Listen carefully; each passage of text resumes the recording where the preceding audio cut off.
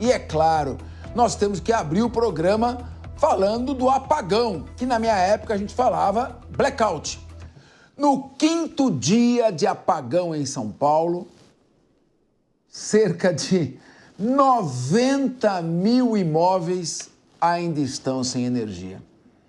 De acordo com a Enel, dos casos registrados, mais de 5 mil enfrentam problema, pasmem, desde sexta-feira, não é possível, quando o temporal atingiu o estado.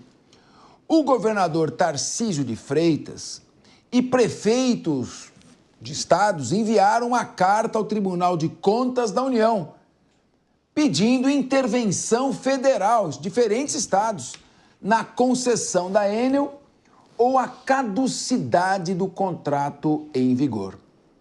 Em entrevista a jornalistas na tarde de ontem, Tarcísio criticou a Enel. Vamos acompanhar o que ele disse. Que a empresa já se mostrou incapaz de prestar um serviço de qualidade no estado de São Paulo. E a situação é tão dramática que a esperança que nós temos é na ação do Tribunal de Contas da União, que exerce o papel importante de controle externo. Portanto, é quem exerce o controle externo no âmbito federal e pode cobrar providências do poder concedente. A intervenção é fundamental. E por que ela é fundamental? Por que a empresa não está fazendo o que cabe? Porque não quer ter despesa com OPEX. Simples assim. Essa é a realidade.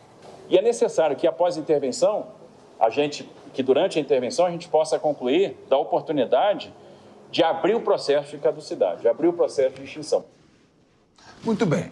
Vamos lembrar só que em 1998 foi feita a privatização da concessão do serviço de energia elétrica. Então, a União fez um contrato de concessão com a Eletropaulo em 98, com duração de 30 anos, para durar até 2028. É União e Eletropaulo. Em 2018, quando faltavam 10 anos, a Enel, não é Enel, a Enel, estatal italiana, comprou 73% das ações da Eletropaulo. E agora são duas opções. A caducidade é o descumprimento do contrato. Com o descumprimento do contrato, vai ter o problema que eu vou perguntar aqui para a mesa, quem é que vai pagar essa despesa.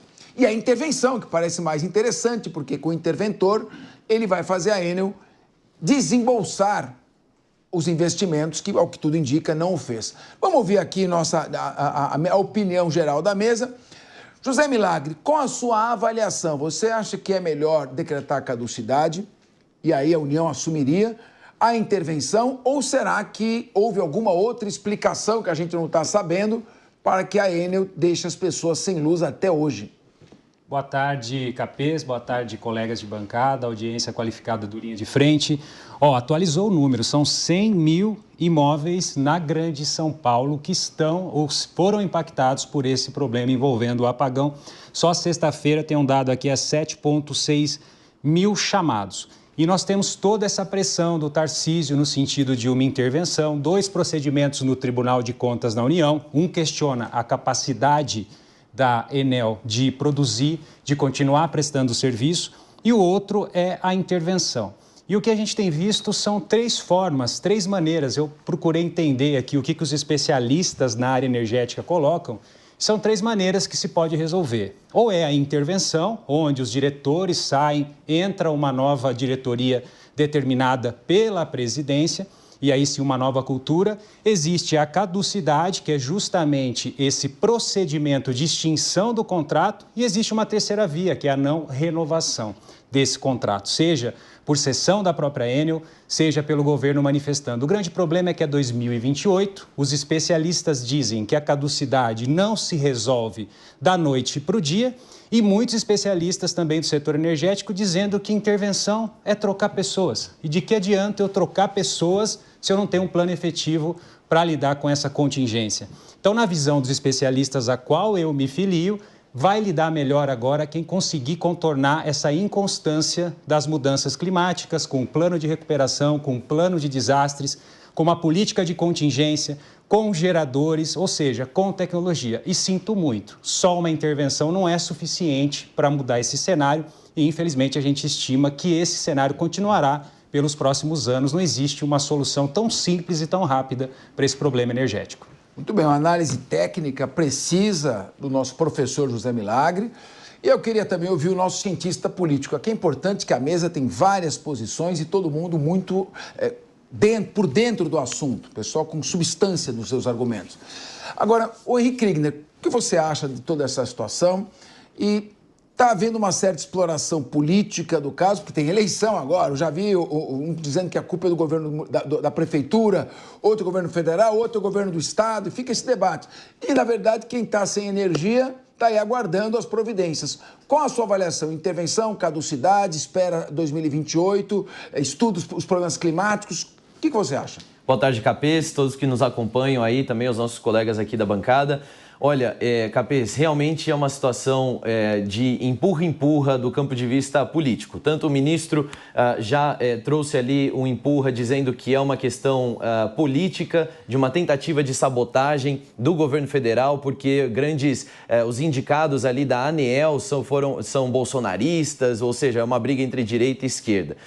No município também se traz essa mesma justificativa. Então, os da direita estão dizendo que tem interferência política para que a esquerda seja favorecida. E a esquerda dizendo que tem interferência política para que a direita seja favorecida. No final das contas, quem não é favorecido é o usuário que está morrendo com esse prejuízo na mão. De todas as medidas que a gente tem, alguns posicionamentos a gente não pode ignorar. O primeiro deles é que a energia precisa ser restaurada com urgência. As pessoas já perderam mantimento dentro de casa, pessoas que talvez não tenham a condição de fazer uma segunda ou uma terceira compra do mês, perderam isso nas suas geladeiras, comércios com prejuízo gigantesco. Então a gente está com esse problema. A segunda coisa que a gente não pode deixar acontecer também é a União, o Estado, morrer com esse prejuízo na mão.